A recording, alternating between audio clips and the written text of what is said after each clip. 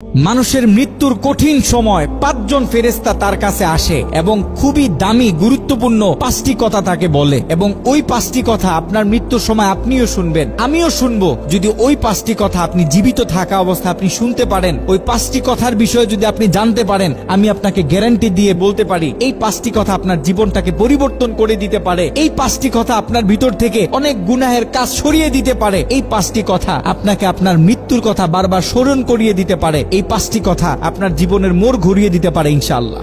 মানুষ যখন মৃত্যুর মুখোমুখি হয় তখন মালাকুল মউত তার সামনে এসে বলে যে আজকে কোথায় তোমার সেই সুঠাম দেহ, কোথায় তোমার শক্তি, কোথায় তোমার সৌন্দর্য, আজকে কিছুই তো তোমার কাজে আসতেছে না। কোথায় তোমার সেই ফাহেসা কথা বলা মুখ, যেই মুখ দিয়ে তুমি ফাহেসা কথা বলতে, যেই মুখ দিয়ে গালিগালাজ করতে। দেখো আজকে আমি যখন মালাকুল মউত তোমার সামনে এসে দাঁড়িয়েছি তখন তোমার জবানে আর কোনো কথা নেই, তখন তোমার শরীরে আর কোনো শক্তি নেই, তোমার কোনো কিছু এখন আর কাজ করতেছে না, তুমি আমার সামনে খুবই দুর্বল।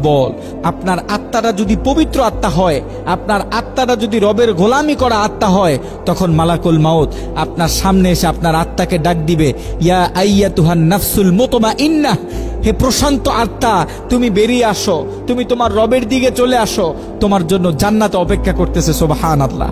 আর আপনার আত্মা যদি হয় রবের নাফরমানি করা আত্মা, তাহলে এটাকে খুব ভয়ঙ্কর ভাবে আপনার দেহ থেকে বের করা হবে। এটা এতটাই কষ্টদায়ক, যেই কষ্ট আপনি কখনো কল্পনাও করতে পারবেন না। মানুষ যখন মৃত্যুবরণ করে, যখন তার শরীর থেকে এই পৃথিবীর কাপড়গুলোকে কেটে কেটে সরিয়ে নেওয়া হয়, যখন তাকে কাফনের কাফন পরানো হয়, তখন একজন ফেরেশতা তার কানে কানে এসে বলে, কোথায় তোমার সেই দামি বাড়ি, কোথায় তোমার ধন সম্পত্তি, তুমি যে হালাল হারামের দিকে না তাকিয়ে হাজার হাজার লক্ষ লক্ষ কোটি কোটি টাকা ইনকাম করেছো, তুমি দামি দামি পোশাক পরার জন্য, দামি ফ্ল্যাটে থাকার জন্য, তুমি তোমার শরীরের দিকে একটু তাকিয়ে দেখো, তোমার সেই দামি কাপড়গুলো তোমার আত্মীয় স্বজনরা তোমার শরীর থেকে ব্লেড দিয়ে কেটে কেটে নামিয়ে ফেলেছে, তোমার শরীরে সাদা কাফনের কাপড় পরিয়ে দেওয়া হয়েছে, দুনিয়ার দামি কোনো কাপড় তোমার শরীরে নেই। কিসের জন্য তুমি তোমার সারাটা জীবন ব্যয় করলে?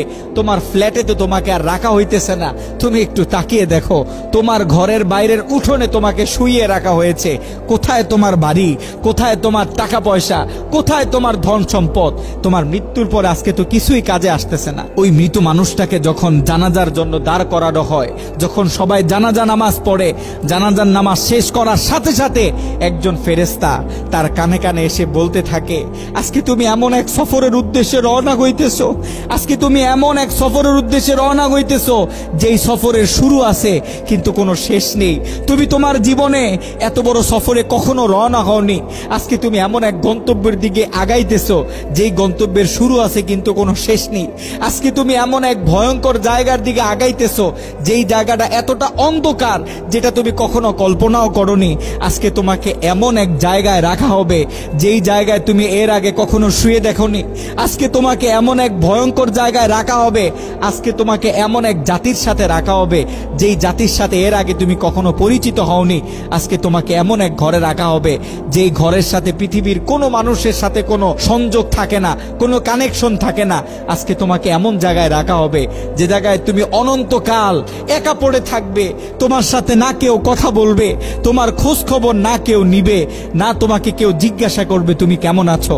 আজকে তুমি একা, আজকে থেকে তুমি একা, আজকে থেকে তোমার সাথে পৃথিবীর আর কেউ কোনো সম্পর্ক রাখবে না।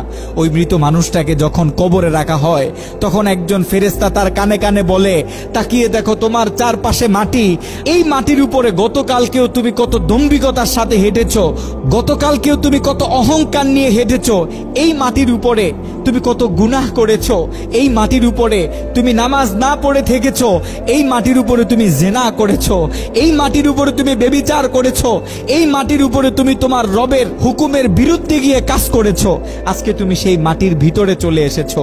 মনে রেখো, যদি তোমার আমল নামা ভালো হয়, যদি তোমার রব তোমার উপর খুশি থাকে, তাহলে তোমার সাথে এই মাটি খুব ভালো ব্যবহার করবে।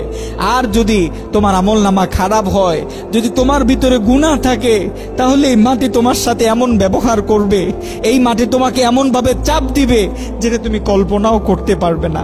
এই মাটি তোমার সাথে এমন ভয়ঙ্কর আচরণ করবে যেটা তোমার কল্পনার বাইরে। এই মাটি খুব ভয়ঙ্কর, এই মাটি খুব পাষাণ। এই মাটি যার সাথে ভালো ব্যবহার করে তার সাথে ভালো, আর যার সাথে খারাপ ব্যবহার করে তুমি এটা সহ্য করতে পারবে না। এই মানুষটাকে যখন সবাই দাফন করে চলে যায়, তখন একজন ফেরেশতা তার কানে কানে বলে, তাকিয়ে দেখো যেই সন্তানের জন্য তুমি এত কিছু করেছো, তাকিয়ে দেখো যেই স্ত্রীর জন্য তুমি এত কিছু করেছো, তাকিয়ে দেখো যেই মা বাবার জন্য তুমি এত কিছু করেছো, তোমার ভাইয়ের জন্য এত কিছু করেছো, সবাই তোমাকে এই কবরে ফেলে চলে গেছে, কেউ তোমার জন্য অপেক্ষা করেনি, সবাই তোমাকে রেখে চলে গেছে। আজকে তুমি একা, আজকে তুমি একা। তাকিয়ে দেখো তোমার চারপাশে অন্ধকার, তোমার জন্য কেউ অপেক্ষা করেনি, তোমার কবরে রেখে কেউ 10 মিনিট তোমার জন্য অপেক্ষা করেনি। আজকে থেকে তুমি তোমার রবের কাছে থাকবে। যদি তোমার আমল নামা ভালো হয় তুমি শান্তিতে থাকবে, আর যদি তোমার আমল নামা খারাপ হয় তোমাকে এমন আযাব দেওয়া হবে যেটা তুমি সহ্য করতে পারবে না। প্রিয় ভাই, প্রিয় বোন, আমরা কত অন্ধকারকে ভয় পাই। রাতে ঘুমানোর সময় রুমে ছোট্ট একটা ডিমবাতি জ্বালায় রাখি। যদি জিজ্ঞাসা করা হয় এই ডিমবাতিটা কেন জ্বালানো হয়েছে, তখন আমরা বলি যে আমি অন্ধকার ভয় পাই। সামান্য কয়েক ঘন্টার রাত্রির অন্ধকার, এটা যদি আমরা তাও আলো ছাড়া না ঘুমাইতে পারি, তাহলে ওই কবরের ভিতরে অনন্তকাল, বছরের পর বছর, যুগের পরে যুগ, দিনের পরে দিন আমরা কিভাবে সেই কবরে অন্ধকারে একাকী থাকবো। একটু চিন্তা করে দেখেন, আমরা কি সকলে মরবো না? আমরা এই পৃথিবীতে এমন ভাবে থাকতেছি মনে হয় যেন এই পৃথিবীতে আমরা চিরস্থায়ী একটা বাসিন্দা। অথচ আপনার আমার রব তো বলে দিয়েছে, কুল্লু নাফসিন যায়কাতুল মাউত, প্রত্যেকটা মানুষকে মৃত্যুর স্বাদ গ্রহণ করতে হবে। আপনি আর আমি এই পৃথিবী থেকে চলে যাব, কেউ এই পৃথিবীতে থাকবে না। আমাদের উচিত আমাদের রবের দিকে ফিরে আসা, আমাদের উচিত আমাদের মৃত্যুটাকে ভয় পাওয়া, আমাদের উচিত আমাদের মৃত্যুকে দৈনিক স্মরণ করা। যদি আমরা আমাদের মৃত্যুটাকে প্রত্যেক দিন স্মরণ করি, তাহলে আমাদের ভিতর থেকে অনেক গুনাহ চলে যাবে, আমাদের ভিতর থেকে অনেক গুনাহ চলে যাবে, আমাদের ভিতরে পরিবর্তন চলে আসবে। আমরা আমাদের রবের দিকে আস্তে আস্তে চলে আসব।